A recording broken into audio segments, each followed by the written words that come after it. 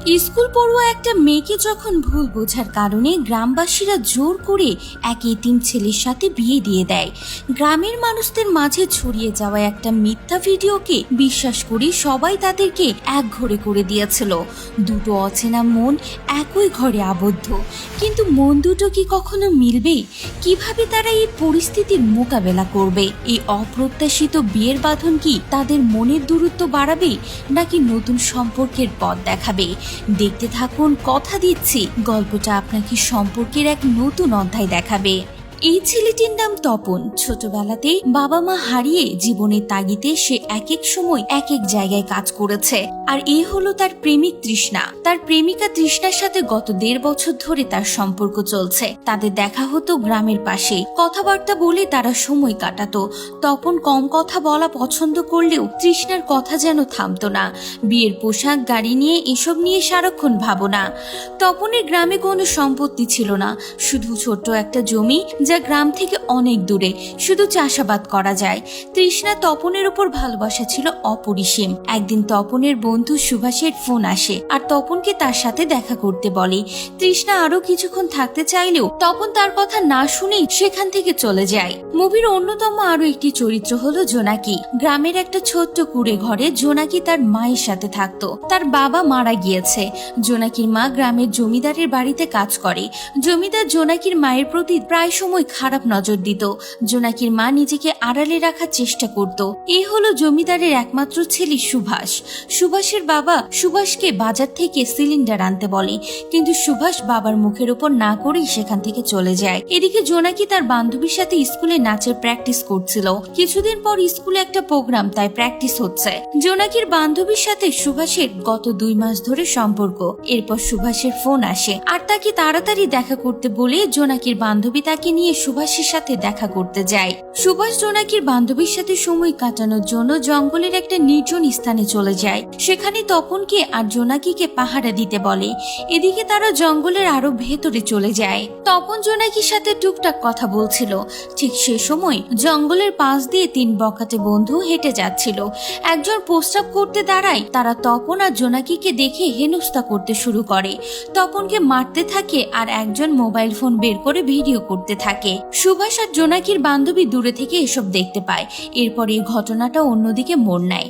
গ্রামের মানুষ একত্রিত হয়। তারা জোনাকিকে আর তপনকে নাজায়েজ মিলামিশার জন্য দোষী সাব্যস্ত করে। গ্রামের একজন গণমান্য ব্যক্তি তাদেরকে শান্ত করে আর আগামীকাল পঞ্চায়েত বসবে বলে জানায়। তপন বারবার সুভাষকে কল করে, কিন্তু সুভাষ কল রিসিভ করে না। জোনাকি এক মিথ্যার বেড়াজালে আটকে পড়ে। গ্রামে মাইকিং করা হয়, আগামীকাল একটা পঞ্চায়েত বসানো হবে। তৃষ্ণা ঘটনার কথা শুনে খুব কষ্ট পায়। এমনকি সেই ভিডিওটা ওয়েবসাইটে পোস্ট করা হয়। রাতের বেলা তপন তৃষ্ণার সাথে দেখা করতে যায়। তৃষ্ণা কষ্ট পেয়ে কোনো কিছুতেই বিশ্বাস করতে চায় না। এদিকে জোনাকির মা তার মেয়ের উপর বিশ্বাস রাখে। সে বিশ্বাস করে যে তার মেয়ে এমন কিছু করতে পারে না। পরদিন পঞ্চায়েত বসে। গ্রামের সবাই তাদের উপর রাগান্বিত। জমিদার তপনকে তার বাড়ি কোথায় জিজ্ঞাসা করে। তপন জানায় তার কোনো বাড়ি নেই। গ্রামে তার একটা জমি আছে, কিন্তু সেটা দূরে। জমিদার তপনকে জানায় গ্রামের মাঝে একটা জমির ব্যবস্থা করে দেবে আর জোনাকিকে তার বিয়ে করতে হবে গ্রামের সবার সামনে। তাদের আর কিছু করার থাকে না। এরপর তাদের একটা মন্দিরে নিয়ে যাওয়া হয়। সংক্ষিপ্তভাবে বিয়ের কার্যক্রম শুরু হয়। তৃষ্ণা এই খবর শুনে দৌড়ে ছুটে আসে। এরপর 2 দিন কেটে যায়। জোনাকি তপনকে সরাসরি জানিয়ে দেয় যে এই বিয়েটা সে মানবে না। তপন বলে যে জমিদার সাহেব তাকে গ্রামে একটা ছোট্ট জমি দিয়েছে। জোনাকি তার সাথে না থাকলে জমিদার সমস্যা তৈরি করতে পারে। জোনাকি তপনের সাথে যেতে চায় না, কারণ তারা একে অপরকে ভালোভাবে চেনেই না। তখন জোনাকির মা তাকে বোঝায় আগামীকাল জোনাকি তপনের সাথে যাবে। তপন জমির পাশে বাঁশ কেটে ছোট্ট একটা কুড়ে ঘর তৈরি করছে। জোনাকি কিছুক্ষণ পর তপনকে সাহায্য করে। গ্রামের মানুষ জিনিসপত্র দিয়ে তাদের সাহায্য করে। জোনাকির এখন আর কিছু করার নেই, তাই সে বুঝতে পারে। রাতে জোনাকি হারিকেন জ্বালাতে চেষ্টা করে, কিন্তু সেটি জ্বলে না। তখন তপন এসে ঠিক করে দেয়। তপন জোনাকিকে বাড়ি চলে যেতে বলে, কিন্তু জোনাকি তাকেও বিশ্রাম করতে বলে। সকালে জোনাকি বাড়ি থেকে খাবার নিয়ে আসে আর জোনাকিকে কাজ করতে দেখে তপন তাকে কাজ করতে নিষেধ করে। জোনাকির বিয়ের জন্য জমিয়ে রাখা জোনাকির মায়ের টাকা জোনাকি তপনকে দেয় আর তপনকে বলে এই টাকাগুলো দিয়ে আমাদের কয়েকদিন চলে যাবে। তপনের একমাত্র আত্মীয় তার মামা ছিল, কিন্তু তার মামা তেমন একটা তপনের খেয়াল রাখে না। কিন্তু তপনের এই খবর শুনে তার মামা তার সাথে দেখা করতে আসে আর তাকে কিছু টাকা দেয়। এদিকে জোনাকি এখনো নিজের কষ্ট চেপে রাখতে পারছে না। এরপর তপন কাজ খুঁজতে বের হয়, কিন্তু কোথাও সে কোনো কাজ খুঁজে পায় না। তাকে আবারও ফিরে আসতে হয়। পরদিন সকালে তপন কাজ খোঁজার জন্য বের হয়। একজন তাকে কাজের জন্য ডাক দেয়। এদিকে তপনকে দেখে সবাই তাকে নিয়ে হাসাহাসি করতে শুরু করে এবং বাজে মন্তব্য করতে থাকে, যা শুনে তপন তাকে মারতে শুরু করে। এরপর গ্রামের একজন ছেলে তাকে একটা কাজের ব্যবস্থা করে দেয়।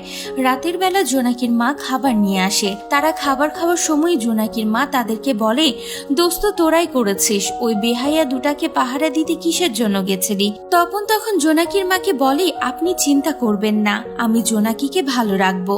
এভাবে কাজ করতে করতে 1 মাস পার হয়ে যায়। তপন কাজে ভালো উন্নতি করছে। আজ তার প্রথম বেতন নিয়ে বাজার করে বাড়ি ফিরছিল। জোনাকিও তপনের সাথে মানিয়ে নিয়েছে। তপন আজ খাবার রেখেই চলে গিয়েছে, তাই জোনাকি তাকে খাবার দিতে যায়। জোনাকি তাকে রোদের মধ্যে কাজ করতে দেখে কষ্ট পায়। তারা একে অপরের কেয়ার করতে শিখেছে। এক রাতের বেলা জোনাকি চৌকির উপরে আর তপন নিচে ঘুমাচ্ছিল। জোনাকি তপনকে উপরে এসে শুতে বলে, কিন্তু তপন নিষেধ করে। জোনাকি বলে, আপনি ওপরে আসুন, আমার কোনো সমস্যা নেই। আর আজকেই প্রথম তারা একই বিছানায় সময় কাটাচ্ছে। পরদিন সকালে জোনাকি তপনকে তার স্কুলে থাকাকালীন গল্প বলতে শুরু করে। এরপর দেখা যায় তপন তাকে নিয়ে প্রিন্সিপালের সাথে দেখা করে জোনাকিকে স্কুলে ভর্তি করার জন্য। প্রিন্সিপাল তাদেরকে জানিয়ে দেয় যে জোনাকিকে সে নিজের স্কুলে রাখবে না। প্রিন্সিপালের সাথে কথা বলে বাইরে বের হওয়ার সময় স্কুলে কিছু পোলাপান জোনাকিকে নিয়ে কিছুটা মজা করতে শুরু করে। এতে জোনাকি খুবই কষ্ট পায়। সে জেদ করে বলে, আমার আর স্কুল দরকার নেই, আমি এভাবেই ভালো আছি। জোনাকি নিজেকে অপয়া বলে দোষ দিতে শুরু করে। সেই রাতের বেলা তপন জোনাকিকে তার নিজের গল্প বলতে শুরু করে যে তার জীবনটা কত বড় একটা অপয়া। তখন জোনাকি এই প্রথম তাকে কাছের মানুষের মতো বলে, আমি তো আছি। জোনাকি আজকে প্রথম তপনকে নিজের স্বামী হিসেবে মেনেও নেয়। তাদের মধ্যে এখন আর জীবন নিয়ে কোনো অভিযোগ নেই। জোনাকি এখন তপনের সাথে হাসি খুশি থাকতে শিখে গিয়েছে। এভাবে আরো অনেকগুলো দিন কেটে যায়। হঠাৎ একদিন জোনাকির শরীর খারাপ করলে তপন তাকে ডাক্তারের কাছে নিয়ে যায়। ডাক্তার তাদেরকে জানায় জোনাকি আসলে অন্তঃসত্ত্বা। তারা খুব সুন্দরভাবে নিজেদের জীবন কাটাচ্ছিল। তপন নিজের কাজটাকে এত সুন্দরভাবে গুছিয়ে নিয়েছে যেখানে সে এখন বিভিন্ন কনস্ট্রাকশন লেভেলের জিনিসপত্র অপারেটর করে। তারা এখন আর্থিকভাবেও কিছুটা সচ্ছল হয়েছে, তাই নিজেদের ঘরটাকে তারা মেরামত করে নেয়। এভাবেই সময় যেতে যেতে তপন নিজেদের জন্য আরো কিছুটা টাকা জমিয়ে নিয়েছে। সে সেগুলো দিয়ে ছোট্ট একটা পিকআপ ভ্যান কিনে নেয়। গাড়িটা নতুন নয়, কিন্তু অল্প টাকার ভেতরে অনেক ভালো। গাড়ির নম্বর প্লেটে লাস্টের 4টা ডিজিট 1313 বলে জোনাকি কিছুটা অন্যরকম লাগে। জোনাকি এই 13 সংখ্যাটাকে অপয়া মনে করে। আজকে তাদের বিয়ের প্রায় 8 মাস হয়ে গেল। তখনই জোনাকি অসুস্থ হয়ে পড়ে। ডক্টর তাদের দুজনকে জানায় আসলে এই সময়টাতে জোনাকির শারীরিক কন্ডিশন অনুযায়ী তাকে পুষ্টিকর জাতীয় খাবার খেতে হবে। সেই দিনই জোনাকির মা জোনাকিদের নতুন গাড়ি কেনার বিষয়টা জানতে পেরে তাদের সাথে দেখা করতে আসে। জোনাকির মা এখনো জানে না যে সে নানি হতে চলেছে। একসময় তপন তাকে কোনো রকম ঘুরিয়ে পেঁচিয়ে বলে দেয় তার মেয়ের এই সংসারটা একটা দুর্ঘটনায় তৈরি হলেও তার মেয়ে এখন খুব ভালো আছে। তারা দুজনে একে অপরের সাথে খুব ভালো আছে। তাদের ভাঙ্গাচোরা ঘরটা এখন তারা ইট দিয়ে বাঁধিয়ে ফেলেছে। আজকে জোনাকিকে নিয়ে তপন আবারও ডাক্তারের কাছে যাচ্ছে। সেখানে ডাক্তার তাদেরকে জোনাকির বর্তমান কন্ডিশন সম্পর্কে জানায়। তার বেবি বেশ ভালোই আছে। আজ থেকে 3 দিন পর তিনি জোনাকিকে ডেলিভারির জন্য প্রস্তুত হতে বলে। তাদের নতুন সন্তানের এই আগমনে তপন খুব খুশি। তপনকে আজকে মাল নিয়ে অনেকটা দূরে যেতে হবে, তাই আজকে জোনাকি যেন রাতে তার মাকে ডেকে নেয়। তপন সারাদিন গাড়ি চালিয়ে সোজা চলে যায় একটা মেলায়। সেখানে তার অনাগত বাচ্চার জন্য সে একটা খেলনা দেখে। আসলে তপন জোনাকিকে মিথ্যা বলেছিল যে সে দূরে কোথাও যাচ্ছে। আসলে তার বাবা হওয়ার কথা শুনে তার বন্ধু বান্ধব তার কাছে ছোটখাটো লাল পানির একটা ট্রিট চেয়েছে। আর তপন বিড়ি, সিগারেট, পান এগুলোর প্রতি কিছুটা আসক্ত ছিল। কাজের জন্য ভিন্ন ভিন্ন মানুষের সাথে থাকতে থাকতে সে মদ্যপান করাও শিখে গিয়েছিল। এরপর দেখা যায় জোনাকি তাকে কল করে। তপন যেভাবে কথা বলছিল সেখানে জোনাকি বুঝে গিয়েছে যে তপন হয়তোবা আজে বাজে কিছু খেয়েছে। তপন তাকে সরাসরি নিষেধ করে দেয়, না না আমি কিছু খাইনি। তপন তার বন্ধু বান্ধবদের বিদায় জানিয়ে বাড়ির উদ্দেশ্যে রওনা দেয়। 3 ঘন্টা পার হয়ে যায়, কিন্তু তবুও তপন বাড়ি ফেরে না। তাই জোনাকি আর তার মা মিলে বাইরে এসে তপনের জন্য অপেক্ষা করতে থাকে।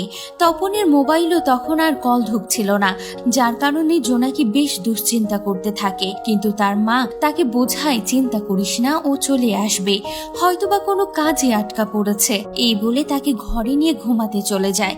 কিন্তু তবুও যেন জোনাকির দুশ্চিন্তা কমছিল না। তবে কোনো রকমে রাতটা কাটলে সকালবেলা তারা যখন বাইরে বের হয় তখন তাদের কাছে খবর চলে আসে গ্রামের একদম শেষ মাথায় নাকি একটা অ্যাক্সিডেন্ট হয়েছে, যেখানে যাওয়ার পর দেখা যায় তপনের সেই গাড়িটা ভাঙ্গাচোরা অবস্থায় পানি থেকে উঠানো হচ্ছে, আর ভেতরে তপনের মৃতদেহ, যা দেখে জোনাকি কোনোভাবে নিজেকে আর সামনে রাখতে পারে না। আর অতিরিক্ত স্ট্রেসের সাথে তার শারীরিক অবস্থার অবনতি হতে শুরু করে। মনে আছে ডাক্তার জোনাকিকে আজ থেকে 3 দিন পর ডেলিভারির জন্য প্রস্তুত হতে বলেছিল, যেখানে আজকে এই অমীমাংসিত ঘটনায় জোনাকির চিৎকার আর কান্নাকাটি তাকে এতটাই বিভ্রান্ত করে ফেলে যে তার ওখানে প্রসব বেদনা শুরু হয়ে যায়। আর ওখানকার গ্রামের কিছু মহিলারা আর জোনাকির মা সেখানে এক অস্থায়ী ছাউনি তৈরি করে, যেখানে জোনাকি এক ছেলে সন্তানের জন্ম দেয়। কিন্তু সেই ছেলের মুখ দেখার জন্য তপন আর বেঁচেই রইল না। জোনাকি তখন সেই শুরু থেকে এখন পর্যন্ত সবকিছু মনে পড়তে শুরু করে, যে কিভাবে তার সাথে তপনের সম্পর্কটা একটু একটু করে গড়ে তুলেছিল। কিন্তু আফসোস করার জন্য আর কিছুই বাকি রইল না, জোনাকি তার সন্তানকে আঁকড়িয়ে বেঁচে থাকবে। গল্পটা যেভাবে শুরু হয়েছিল শেষটা এরকম হবে আমি নিজেও কখনো ভাবতে পারিনি। গল্পটা একটা দুর্ঘটনা থেকে এক নতুন গল্প শুরু হয়েছিল, আর দুর্ঘটনা দিয়েই তার সমাপ্তি হলো। তো এতক্ষণ আপনারা দেখলেন 2023 সালের রিলিজ হওয়া 13 মুভির এক্সপ্লেনেশন। মুভিটির IMDb রেটিং 9.1 আউট অফ 10। এই মুভিটি কমেডি ও রোম্যান্স ক্যাটাগরিতে তৈরি করা হয়েছে। তো আজকের এই ভিডিওটি নিয়ে আপনার মতামত অবশ্যই কমেন্ট করে জানাবেন। দেখা হবে পরবর্তীতে নতুন কোনো ভিডিওতে। সে পর্যন্ত সবাই ভালো থাকুন, সুস্থ থাকুন, ধন্যবাদ।